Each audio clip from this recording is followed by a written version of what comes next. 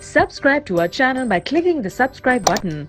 Click the bell button and enjoy the latest uploads from our channel. Students, आज हम fourth law of logarithm के proof को करना सीखेंगे।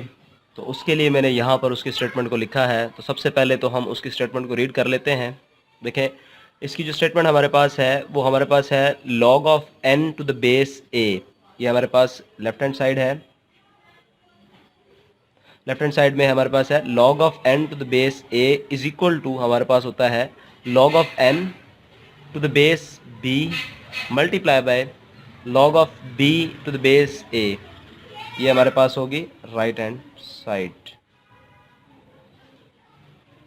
तो इसकी जो लेफ्ट हैंड साइड हमारे पास है वो हमारे पास इस वैल्यू के इक्वल भी हो सकती है, या अक्सर इसकी वैल्यू इसके बराबर भी लिखी होती है। वो हमारे पास है log of n to the base b divided by log of a to the base b। यानी इसकी जो लेफ्ट हैंड साइड है वो इसके बराबर भी हो सकती है या इसके बराबर भी हो सकती है। तो हम दोनों के लिहाज से इसको प्रूव करेंगे। तो सबसे पहले तो हम लॉग की जो इंडेक्स नोटेशन की जो फॉर्म्स हमारे पास हैं उनको समझ लेते हैं। वो हमारे पास दो तरह से होती हैं। इसको हम साइड पर समझ लेते हैं। इंडेक्स नोटेशन में लॉग को किस तरह से लिखा जाता है। जिस तरह से हमारे पास है ax is equal to y, ये हमारे पास होती है एक्सपोनेंशियल फॉर्म। इसको हम कहते हैं एक्सपोनेंशियल फॉर्म। और जो दूसरी हमारे पास होती है वो होती है हमारे पास लॉगरिथमिक फॉर्म। यानी इस एक्सपोनेंशियल फॉर्म को अगर हम लॉगरिथमिक फॉर्म में लिखेंगे तो होगा क्या कि log ऑफ y बेस हमारे पास सेम रहेगी इज इक्वल टू हमारे पास होगा x। इसको हम बोलते हैं लॉगरिथमिक फॉर्म।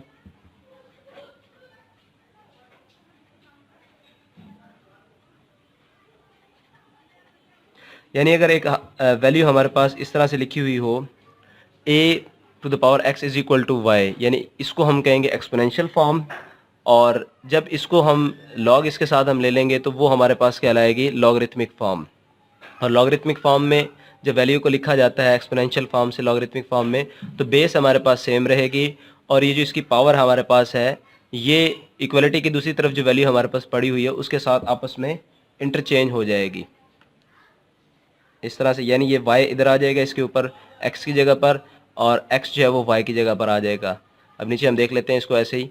देखें, जब ये एक्सपोनेंशियल फॉर्म से इसको लॉगरिथमिक फॉर्म में लिखा गया है तो बेस हमारे पास सेम रही है और जो इसके ऊपर पावर थी हमारे पास a के ऊपर वो x थी पहले, तो अब यहाँ पर y उसकी जगह पर आ गया है और x जो है वो y की जगह पर चला गया है। तो ये हमारे पास एक्सपोनेंशियल फॉर्म और ये हमारे पास है लॉगरिथमिक फॉर्म। तो हम प्रूफ की तरफ आते हैं। सबसे पहले हम लेफ्ट हैंड साइड में जो हमारे पास वैल्यू है log of n to the base a, इसको हम लेट करेंगे इक्वल टू x। लेट कर लेते हैं, let log of n to the base a is equal to हमने किया है x के। अब देखें, ये हमारे पास जो वैल्यू लिखी हुई है इसको ये हमारे पास लिखी हुई है लॉगरिथमिक फॉर्म में, तो इसको हमने लिखना है एक्सपोनेंशियल फॉर्म में। जैसे कि मैंने यहाँ पर आपको बताया है कि ये हमारे पास लिखी हुई है लॉगरिथमिक फॉर्म में। तो जब इसको हम एक्सपोनेंशियल फॉर्म में लिखेंगे तो क्या होगा, बेस सेम रहेगी और n और जो x है यानी जो इसकी ऊपर पावर है n और ये जो इक्वालिटी की दूसरी तरफ जो वैल्यू हमारे पास है x, ये आपस में क्या हो जाएंगी, इंटरचेंज हो जाएंगी। तो कैसे होगा कि बेस हमारे पास सेम रहेगी a और ये x इधर आ जाएगा हमारे पास और इक्वल टू हमारे पास होगा n, क्योंकि n और x आपस में इंटरचेंज हो गए। उसके बाद हमने क्या करना है, नेक्स्ट स्टेप हमारे पास ये है कि हमने taking log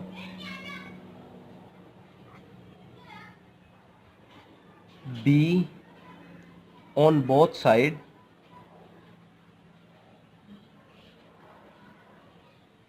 according to base.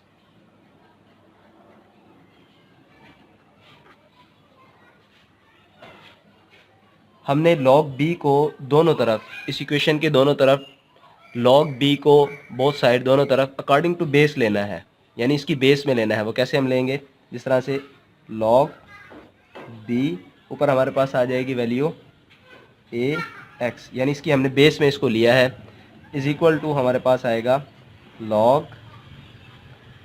b, base में आ गया हमारे पास, और ऊपर हमारे पास आ गई वैल्यू n।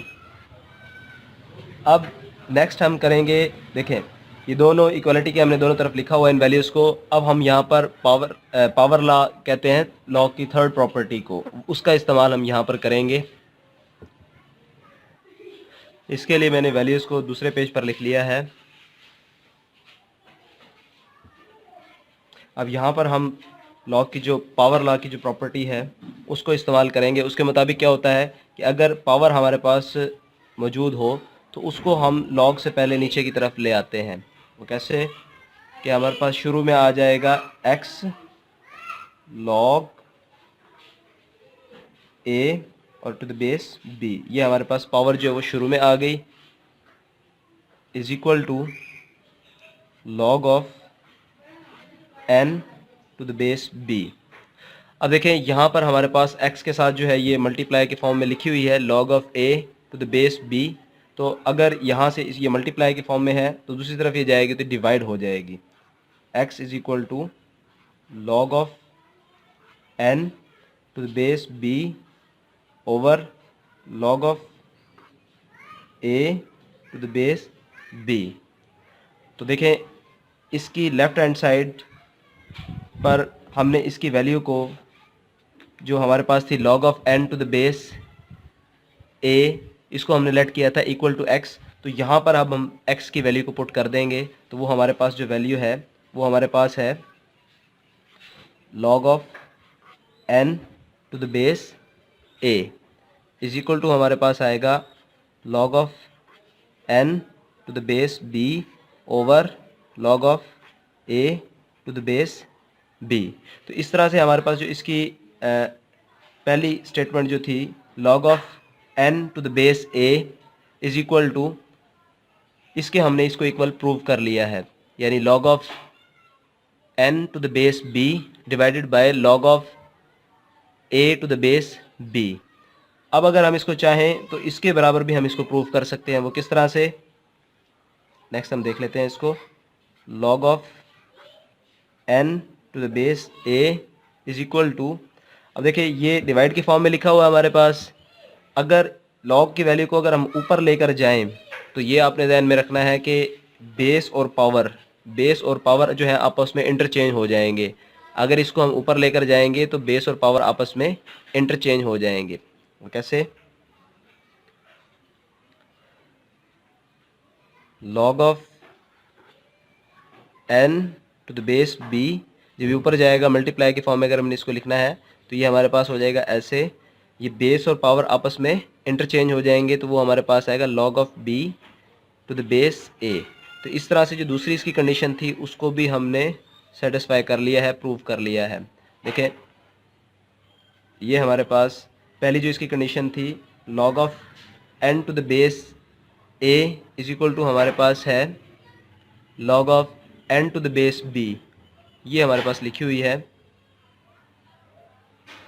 और इसी तरह जो इसकी दूसरी स्टेटमेंट थी ये डिवाइड के फॉर्म में थी, और ये हमारे पास जो मल्टीप्लाई के फॉर्म में जो थी हमारे पास स्टेटमेंट वो हमारे पास है log of n to the base b is multiply by log of b base a।